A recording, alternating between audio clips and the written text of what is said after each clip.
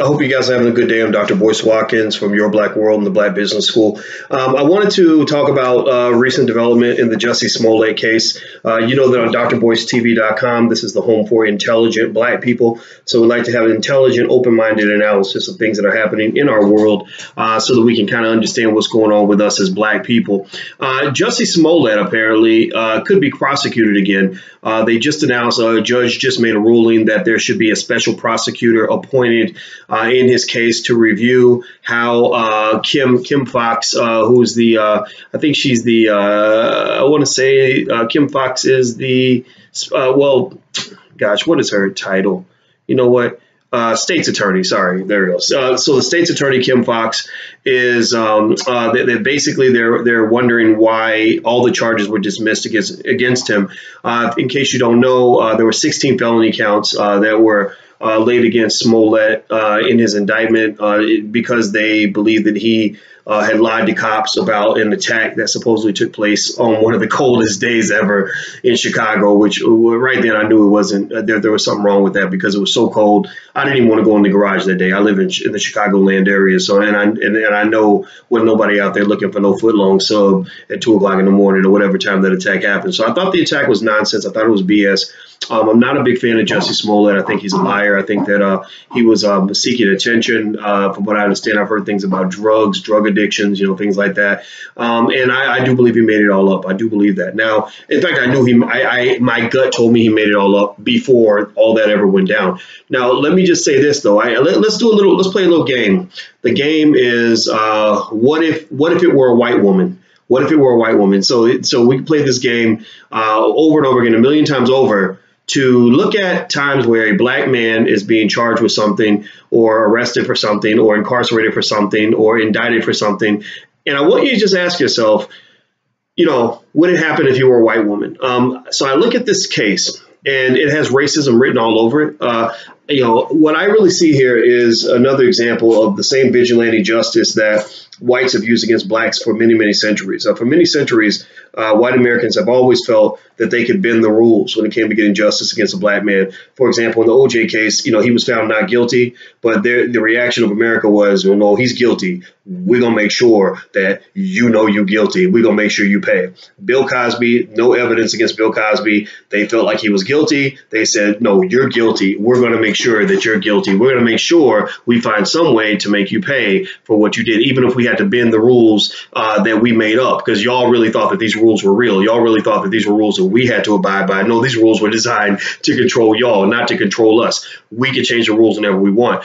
And it goes back to my old theory where I say white folks are your parents. Like there's kind of a paternalism there where, you know, your parents you say, well, Mom, why did you do that? You said that we can't go out after 4 o'clock. And she'll say, because I said so, right? So right now, this is one of those because I said so situations. I don't think they have any right to go back and prosecute Jussie. I think that if Jussie were a white woman, a white man, or anybody else, I think that this case would be done and gone. People would just have to be mad and they move on with their lives. But instead, because of the outrage, you know, from white Americans, they were like, okay, we're going to do what's necessary to go back and open this thing up. You know, we're just it doesn't matter if it was shut down, doesn't matter if the case was closed, doesn't matter if it came to an end. It's not over till we say it's over. So ultimately, I think that with Jussie, what really saddens me about this whole case is that it was stupid. Jussie, I don't know what's going on in his life. I don't know if he was feeling some kind of way, like he wasn't getting paid enough on Empire, they weren't giving him enough attention, or whatever the case may be. But you know, I think that he made all this up maybe to gain money or to gain fame or to gain prominence. But also, really, what I think is really unfair is that you're vilifying, you know, Republicans. You're vilifying people who just happen to, you know, have voted for Donald Trump just because that's what they believe. I don't believe in that. I think that's wrong. I think if there are enough MAGA hat wearing crazy people out here that are doing legitimate crimes, then focus on that. You shouldn't have to make up criminals to make somebody into a criminal. You shouldn't have to make them up. There should be enough out there. And the fact that there aren't enough out there that they have to make them up and create these fabrications really speaks to perhaps maybe you're overreacting when you assume that everybody who voted for Trump or everybody who's a Republican somehow wants to just murder black people and put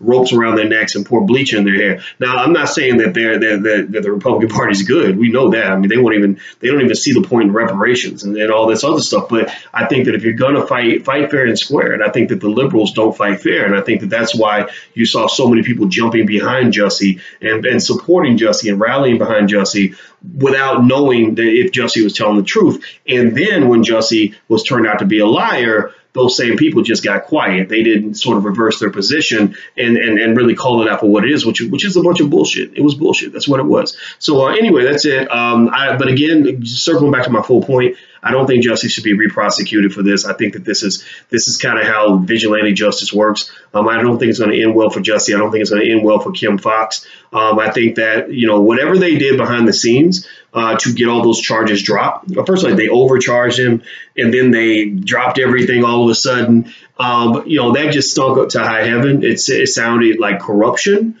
And I think that when you look, and remember, Chicago is a very corrupt city. So when you look at everything with a fine-tooth comb, you're going to find that somebody made a phone call to somebody else and sent the email and just said, okay, make this go away. And they did. And they thought they could just do that and nobody would say anything. Well, you can't do that. If you're going to charge him, then go ahead and charge him. But then they overcharged him. So I thought he would have probably been found innocent anyway. But then whatever sentence he gets, whatever penalty he gets, this is not worthy of any significant period of time in prison, maybe a couple of days in jail, something to teach him a lesson. But remember, when you think about this crime, I'm not going to say this is a victimless crime, but I am going to say that this could be defined as a victimless crime in the sense that, it's not like he said that black man did it or that white man did it. He basically said MAGA did it, right? So it's sort of this blanket, it's a hoax. It's a hoax that was a blanket indictment of an entire political party, an entire ideology, an entire group of people, which is going to, drive that lynch mob behavior. But it's not as if one individual person can say, I was harmed from this crime. So because of that, I don't think Jussie should get any jail time at all. But again, in fact, I believe if he were a white woman, I think this would be said and done and over with and gone.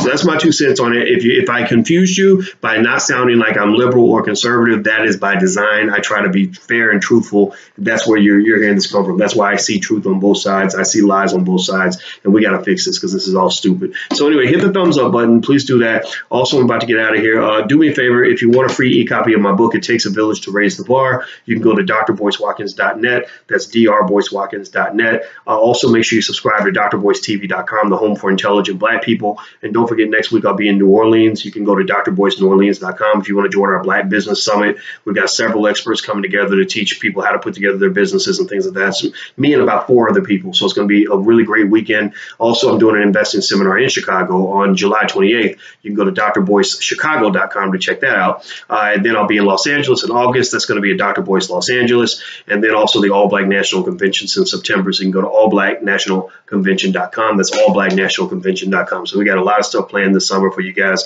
I hope you guys will come out and hang out with us. So I'll see you guys soon. Take care. Have a good day. Be good. Peace.